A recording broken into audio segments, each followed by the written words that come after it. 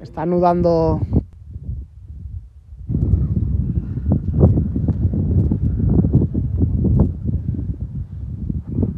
Cuidado. ¿Qué pasa, pues?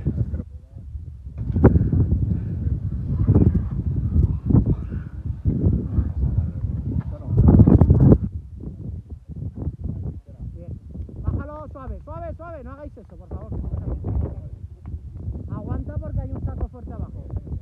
Pero no hagáis eso. Eso es lo que hay que hacer. Apelmazarlo para poder luego meter la mano. Eso. Hincas los dedos abajo. Ahí. Y haces un volteo de campana.